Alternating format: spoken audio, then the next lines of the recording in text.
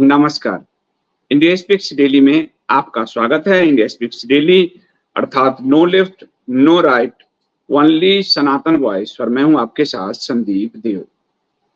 आज हम लोग इस विश्लेषण में 3 से 4 खबरें लेंगे और आज जो सबसे बड़ी खबर है वो सुप्रीम कोर्ट से का जो निर्णय है कल संवैधानिक बेंच का, उसने आरक्षण जो आखिरी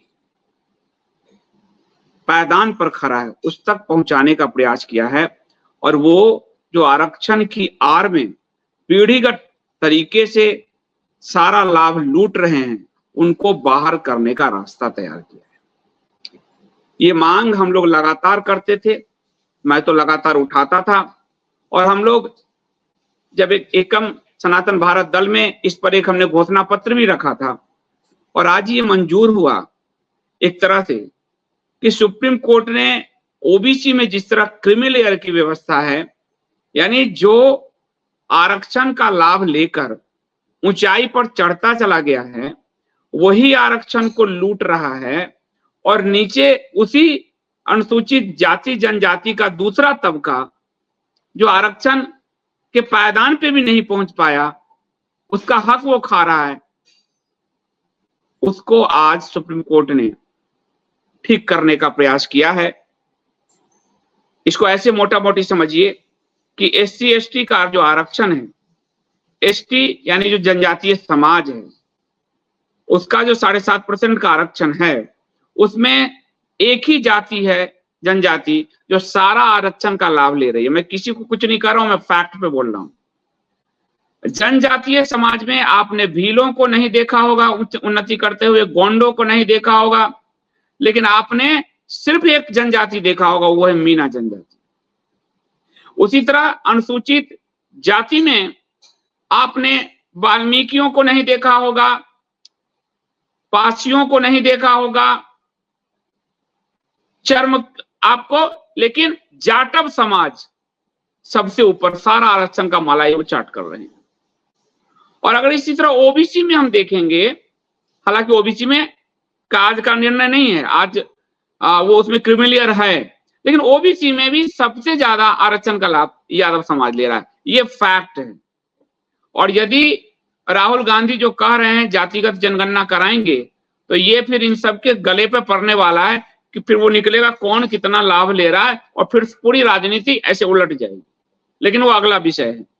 तो सुप्रीम कोर्ट के इस फैसले का जो अनुसूचित जाति जनजाति का जमींदार वर्ग है, पैसे वाला वर्ग है, जिसके दादा आईएएस, बेटा आईएएस, पोता आईएएस, बेटी आईएएस, बहू आईएएस, वो इसका विरोध कर रहा है और इस फैसले को स्वीकारा जाना चाहिए।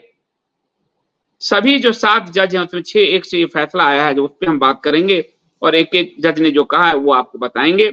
ये ऐतिहासिक है, इतिहास के बड़े फैसलों में से एक फैसला है। दूसरा मुद्दा हम लेंगे, ओलंपिक में बिहार में कहते थे लालू जब थे तो लौंडा नाच करवाते थे, लालू यानी पुरुषों को नाच करवाते थे। ओलंपिक में समलैंगिकता को प्रश्रय देते हुए मंच पर लौंडा नाच हो रहा है। पूरे ओलंपिक की गरिमा को ये जो वोक कल्चर है, जो समलैंगिकता को, ट्रांसजेंडर मुद्दे को हवा दे रहा है, उसने ओलंपिक को भी नहीं छोड़ा है। और ओलंपिक में फ्रीमेजन सोसाइटी, जिसपे मैं आपको ध्यान होगा एक पूरी सीरीज की थी, जग्गी वासुदेव, विवेकानंद जी, इन सब पर, तो फ्रीमेजन सोसाइटी का कब्जा, उस वोक कल्चर का कब्जा ओलंपिक पे है, वो हम आपको आज बताएंगे। तीसरा बताएंगे कि भारत की राजनीति जो 14 के बाद शुरू हुई है, मीडिया ने उस राजनीति में राजनेताओं और राजनीतिक दलों की उतनी गलती नहीं है जितना मीडिया की है। राजनेताओं की गलतियों को, पार्टियों की गलतियों को उजागर करना मीडिया का काम है, लेकिन मीडिया नहीं कर रहा। 2014 से पहले हम देखते थे 2G स्कैम, कॉमनवेल्थ गेट जो है स्कैम, कोलगेट स्कैम, सारे स्कैम मीडिया ने एक्सपोज किए थे, लेकिन मोदी सरकार के भ्रष्टाचार पर मीडिया ढक्कन लगाकर बैठ गई। लेकिन प्रकृति ने सारे भ्रष्टाचार खोलने शुरू कर दिए। 1200 करोड़ की जो नई संसद बनी वो भी टपकने लगी। कल खुद भाजपाइयों के प्रिय पत्रकार सुधीर चौधरी को कहना पड़ गया कि इनसे अच्छा निर्माण तो मुगलों ने और अंग्रेजों ने करवा दिया था। अंग्रेजों की बनाई संसद आज तक नहीं टपक रही, लेकिन ये अभी संसद बना और टपकना शुरू।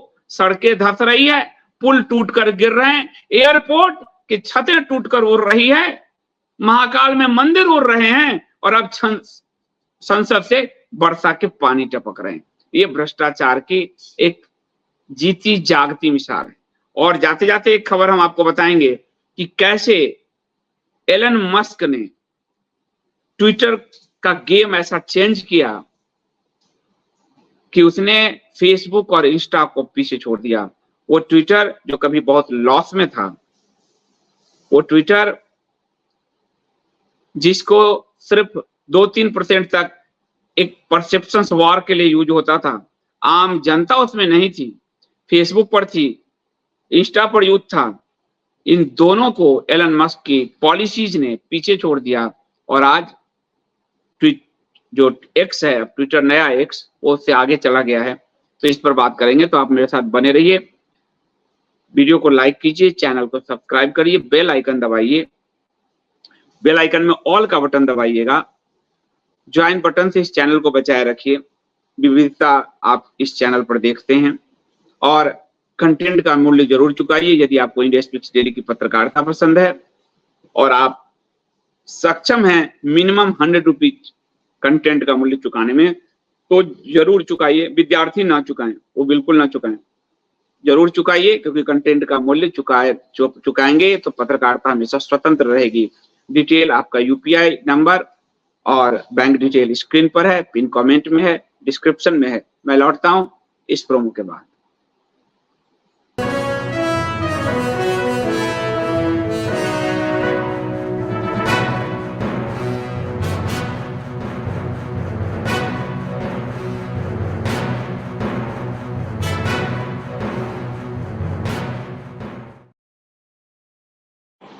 तो हम लोग चलेंगे आरक्षण पर सुप्रीम कोर्ट को सैल्यूट करते हुए, और सबसे पहले सैल्यूट करेंगे सुप्रीम कोर्ट के जो जज हैं। मैं कहूंगा जजों की एक तस्वीर दिखाएं।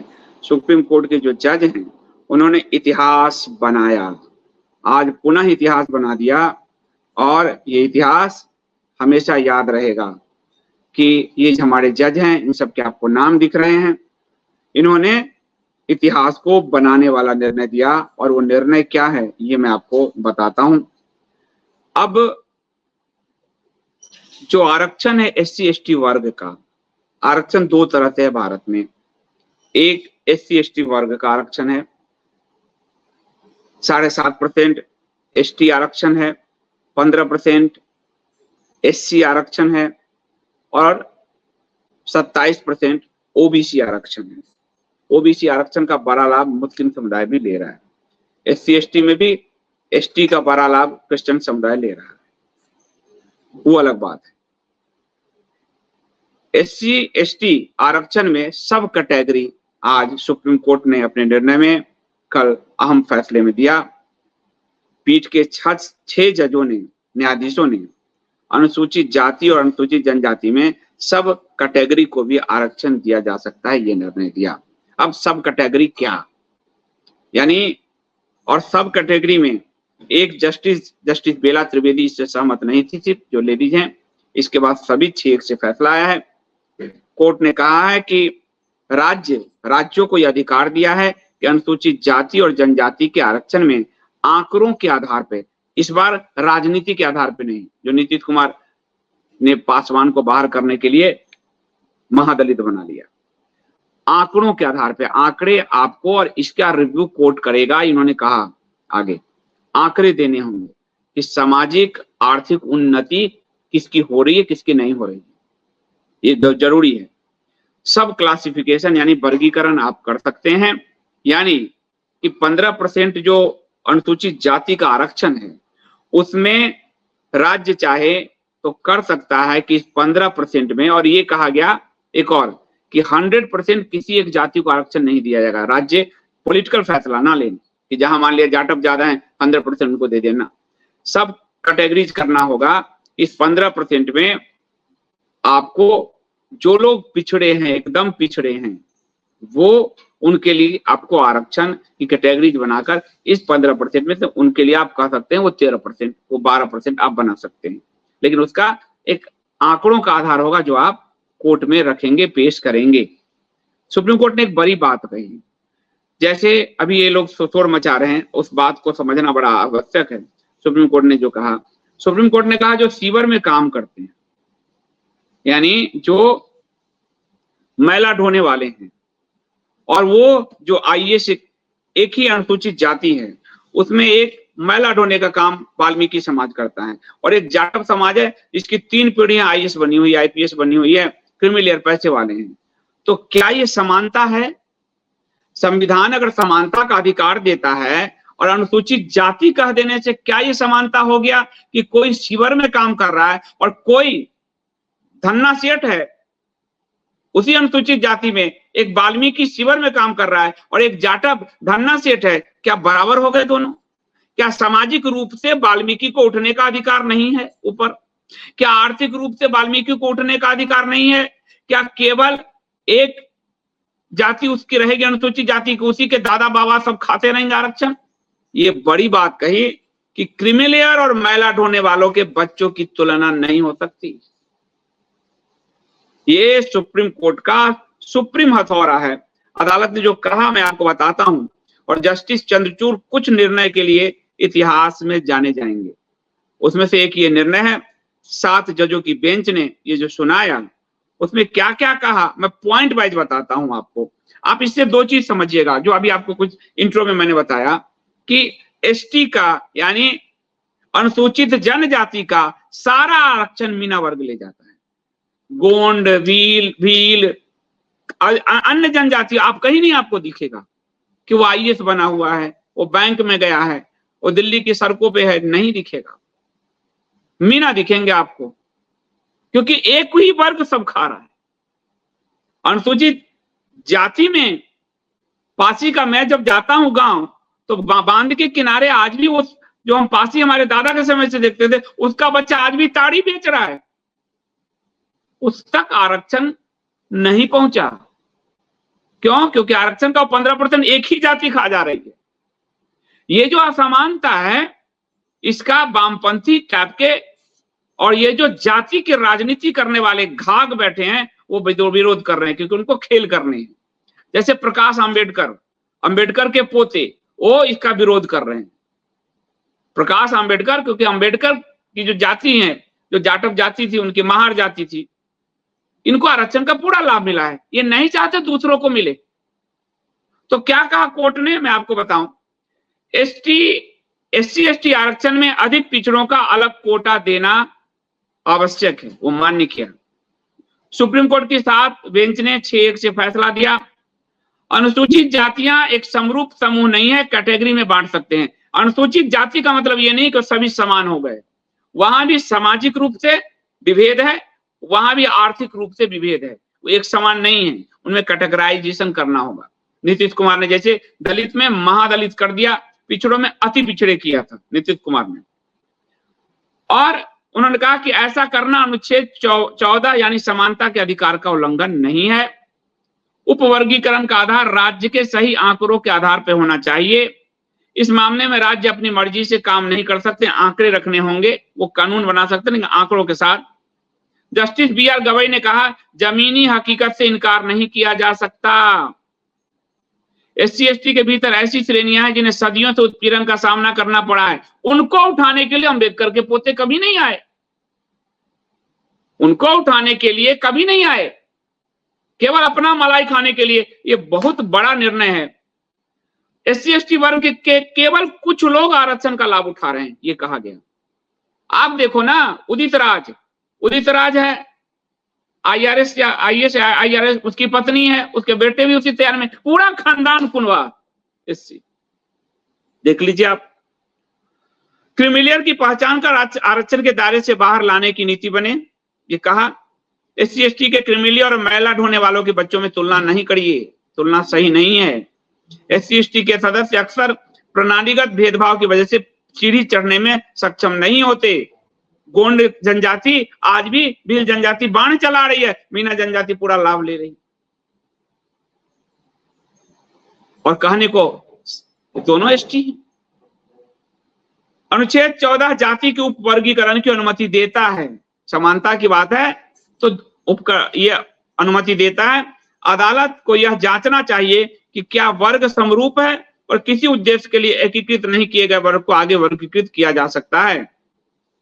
कोर्ट ने बी.आर. अम्बेडकर के भाषण का हवाला दिया कि हालांकि आरक्षण के बावजूद निचले तबके के लोगों को अपना पेशा छोड़ने में कठिनाई होती है, जस्टिस बी.आर. गवई ने सामाजिक लोकतंत्र की आवश्यकता पर दिए गए बी.आर. अम्बेडकर के भाषण का हवाला देते हुए कहा कि पिछड़े समुदाय को प्राथमिकता देना राज्य का कर्तव्य है।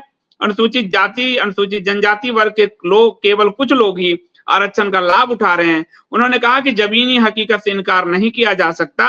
एससी एसटी की ऐसी श्रेणियां हैं जिन्हें सदियों से उत्पीड़न का सामना करना पड़ा है। उपवर्गीकरण का आधार यह है कि एक बड़े समूह में से एक समूह को अधिक भेदभाव का सामना ना करना पड़े। ये बहुत बड़ी बात है। और आपको एक और इसमें बात मैं बताऊं कि जो कहा गया, एक और बड़ी बात, वो आप जब देखेंगे तो उसमें जस्टिस गवई ने ये भी कहा है कि एक ये देखना पड़ेगा, अब ये चेक करना पड़ेगा कि एक ही परिवार आरक्षण का लाभ ना ले। ये जस्टिस गवई खुद शायद दलित वर्ग से हैं। A person from the SC ST community after getting into central service like IAS and IPS get access to the best of facilities। उनको सारी फैसिलिटीज मिल रही है। एक परिवार का एक IAS बन गया, उसके बेटे को कहीं क्यों चाहिए आरक्षण? उसके पोते को क्यों चाहिए आरक्षण? सामाजिक रूप से भी आप उन्नत हो गए, लाल गाड़ी में चल रहे हो और आपको वहां आपके मन छोटा सा जो ब्राह्मण वो भी आपको जी हुजूर कर रहा है, तो सामाजिक रूप से आप ऊपर गए। और IAS बन रहे तो पैसे आर्थिक रूप से भी ऊपर गए। तो आप अब आपके बेटे पोते जो कब्जा कर रहे हैं हटाओ, दूसरा उसमें आएगा। तो get access to the best of facilities yet his children and their children, यानी बेटा और पोता continue to get benefit of reservation. Should this continue? क्या ये कंटिन्यू होना चाहिए कि IAS का बेटा भी IAS बनने के लिए आरक्षण लेगा, IPS का बेटा भी आरक्षण बनने के लिए? ये तो एक धंधा हो गया ना। ये सामाजिक न्याय नहीं है, ये धंधा है। उस धंधे पर सुप्रीम कोर्ट का हथौड़ा पड़ गया और कोर्ट में केंद्र सरकार ने भी इससे सहमति जताई, मोदी सरकार ने भी सहमति जताई है। अब प्रेशर बाहर के कारण ये बदलने माननीय है कोर्ट में, सुप्रीम कोर्ट का निर्णय तो कुछ नहीं कहा जा सकता, लेकिन सुप्रीम कोर्ट में अभी केंद्र सरकार ने सहमति जताई है कि हाँ, उपवर्गीकरण, सब कैटेगराइजेशन होना चाहिए। सुप्रीम कोर्ट के 2000 आपको सुप्रीम कोर्ट ने 2004 के अपने ही फैसले को पलटा है। सुप्रीम कोर्ट ने 2004 में कहा था कि राज्यों के पास आरक्षण के लिए एससी एसटी की सब कैटेगरी बनाने का अधिकार नहीं है। उसके बाद 2020 आया उपवर्गीकरण का मामला, जिसमें जस्टिस अरुण मिश्रा की अगुवाई वाली 5 न्यायाधीश की पीठ ने कहा कि राज्य सबसे कमजोर लोगों के लिए केंद्रीय सूची में अनुसूचित जाति और अनुसूचित जातियों को उपवर्गीकृत कर सकती है। हालांकि इस बेंच द्वारा लिया गया दृष्टिकोण अन्य 5 जजों की बेंच द्वारा 2004 के फैसले के विपरीत था। उसके बाद इसको बड़ी बेंच की तरफ भेज दिया गया। फैसले में कहा गया था कि एक तरफा अनुसूचित जाति के सदस्यों के एक वर्ग के भीतर एक वर्ग बनाने की अनुमति देना राष्ट्रपति की शक्ति के साथ छेड़छाड़ करना होगा। 2004 में कहा गया राष्ट्रपति, और राष्ट्रपति किसकी अनुशंसा से काम करते हैं? जो सत्तासीन पार्टी होती है, यानी केंद्र की सूची में छेड़छाड़ करना उचित नहीं होगा। लेकिन इसको बड़े 7 जजों की पीठ को भेजा गया और 7 जजों की पीठ ने आज ये निर्णय दिया है। इसको आप कोटा के अंदर कोटा कह सकते हो, कोटा के अंदर कोटा कह सकते हो। और इसमें जो है आपको पंजाब सरकार एक लंबे समय से इस पर करती रही है, और पंजाब सरकार के ने ये निर्णय लिया था, जिसको पलट दिया था वहां के हाई कोर्ट ने बाद में, तो ये सुप्रीम कोर्ट में आया। तो इसमें राज्यों को अब ये अधिकार दिया गया है और राज्यों को आंकड़ों के आधार पे ये बनाना होगा, अपनी अपनी जाति की राजनीति के तहत नहीं। हालांकि हमारे माननीय दुष्टता में नंबर 1 है, माननीय कोर्ट नहीं, माननीय जो ये हैं चुने हुए प्रतिनिधि इस दुष्टता में, संविधान के और रौंदने में हर पार्टी के माहिर हैं, तो इसलिए वो आगे इसको कर सकते हैं। लेकिन आज सुप्रीम कोर्ट के इस फैसले के कारण एक बार वास्तविक रूप से जो आरक्षण की जिसको आवश्यकता है वहां तक ये बात जाएगी, उनको आगे बढ़ाने का काम होगा। यदि कोर्ट की तरह नेताओं और पार्टियों का भी सचमुच उद्देश्य सामाजिक रूप से जो पिछड़े हैं उनकी उन्नति है, तो नहीं तो जाति पकड़ के राजनीति करने वाले तो इसमें भी खेल करेंगे ही। तो इस फैसले का हम स्वागत करते हैं। स्वागत हम इसलिए करते हैं कि हमने हमेशा इसी लाइन पर बात की है। तो इसमें जो कुछ चीजें हैं वो एक बार मैं अंडरलाइन कर देता हूं, फिर उसके बाद आगे चलते हैं। जस्टिस डीवाई चंद्रचूड़ और जस्टिस मनोज मिश्रा ने जो कहा, जो लिखा है कि कुछ जातियां जैसे कि जो सीवर की सफाई करते हैं वो बाकियों से ज्यादा पिछड़ी हैं, जैसे जो बुनकर का काम करते हैं, जबकि दोनों ही अनुसूचित जाति में आते हैं और छुआछूत से जूझते हैं। उन्होंने कहा कि सब क्लासिफिकेशन का निर्णय आंकड़ों के आधार पर होगा, न कि राजनीतिक लाभ के लिए। सरकार को यह दिखाना होगा कि क्या पिछड़ेपन का कारण किसी जाति का सरकार के कार्य में पर्याप्त प्रतिनिधित्व नहीं है। सब क्लासिफिकेशन पर जुडिशियल रिव्यू भी लगाया जा सकता है, यानी कोई अगर कहेगा कि इसको चैलेंज करेगा तो जुडिशियल रिव्यू के लिए भी जा सकते हैं। पंजाब सरकार ने कोर्ट के सामने ये तर्क रखा कि अनुसूचित जाति में सभी जातियां समान नहीं है। केंद्र सरकार ने भी अपना पक्ष रखते हुए कहा कि सब क्लासिफिकेशन की अनुमति मिलनी चाहिए। यानी आप ध्यान रख लीजिए, भारतीय जनता पार्टी की मोदी सरकार ने भी इसका पक्ष रखा और आम आदमी पार्टी का केजरीवाल ने भी इसका सपोर्ट किया। कल को ये दोनों नया नोटिंग करे तो आप याद रखिएगा कि कोर्ट में ये दोनों इस पर सहमत हैं। फिलहाल अन्य पिछड़ों के वर्गों में क्लासिफिकेशन है जो पिछड़ा वर्ग वाला है, लेकिन SC ST में नहीं था, तो क्रिमिलियर को एक तरह से आगे हटाने का राह खुला है। तो क्रिमिलियर का मतलब यह है कि वो जो सामाजिक और वित्त रूप से विकसित है, अब वो आरक्षण का उपयोग नहीं कर सकते, वो पिछड़े में है, इसमें नहीं है, इसमें अब ये लागू हो सकता है। हालांकि सुप्रीम कोर्ट ने डायरेक्ट क्रिमिलियर पर नहीं कहा है, सब कैटेगरी करने को कहा है, लेकिन इसको हो सकता है। तो ये जो है एक बड़ा जो है, और इसमें जस्टिस पंकज मिथिल ने कहा कि अगर एक पीढ़ी आरक्षण का लाभ लेकर समाज में आगे बढ़ गई है तो आगे वाली पीढ़ी को आरक्षण नहीं मिलना चाहिए, नहीं मिलना चाहिए, नहीं मिलना चाहिए।